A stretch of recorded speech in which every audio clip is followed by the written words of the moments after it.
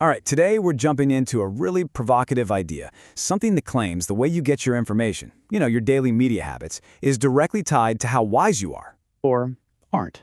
So let's kick things off with this powerful quote, which our source attributes to the Indian economist Amartya Sen.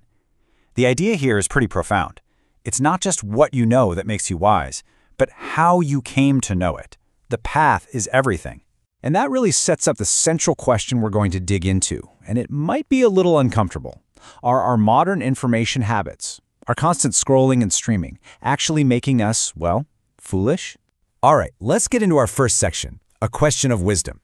The whole idea here is to explore how our information channels are shaping our minds, maybe in ways we don't even realize. Yeah, the source material does not beat around the bush at all. It makes a bold claim that modern people are becoming less and less wise specifically because of how we get our information. Okay, so how does this argument work? Well, it's laid out in what the source calls the information hierarchy. Think of it like a ranking, a ladder that goes from the sources that supposedly enrich us the least all the way to the ones that enrich us the most. So let's actually start at the bottom of that ladder. The source lays out what it calls a trajectory of decline. And we're going to explore its ranking of the channels it claims are the most, well, detrimental to the human soul. And here we have it, the source's hierarchy of what makes us foolish. At the absolute bottom, number 1 is AI, which it argues turns humans into soulless tools. Just above that, short videos. Yeah, you know the ones. Compared here to 10-second mating-like pleasure.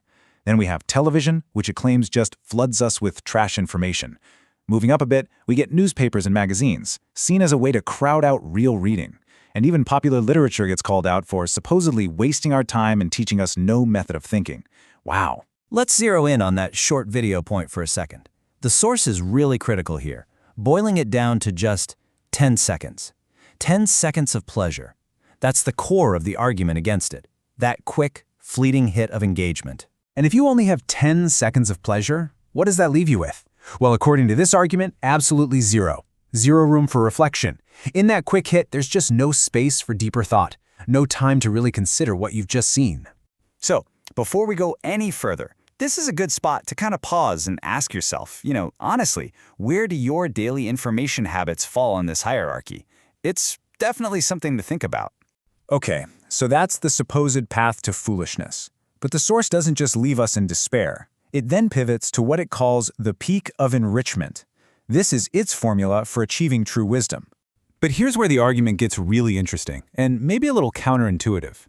It claims that even doing something we all think is super intellectual, like reading the great classics, isn't actually enough on its own. And this is the core distinction it makes. You see, on one hand, just reading the classics by themselves is seen as ineffective. It just leads to memorizing a pile of names and book titles, trivia. But if you combine reading the classics with writing about them, now that's seen as effective. The act of writing, it argues, is what makes insights permanent and lets you truly connect with those big ideas. So this is it.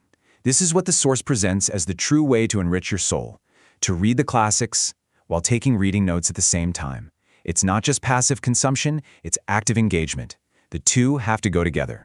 And look, the source could not be more direct about this. It states flat out, any reading without writing is ineffective.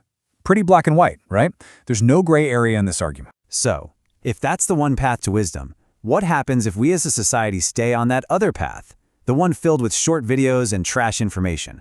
Well, this leads us to the final section, an echo of history. And this is where the source's conclusion gets pretty alarming.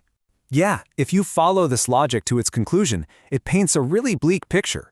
Humans are becoming more foolish. Our bodies are growing, but our souls are shrinking.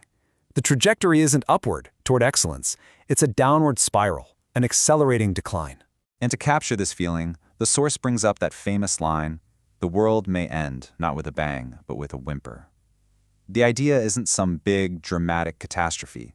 It's a quiet fading away, a slow, collective decay into foolishness. To really drive the point home, the source offers what it calls a friendly reminder of what it claims was the last collapse of human civilization back in the era of giants before Noah's flood.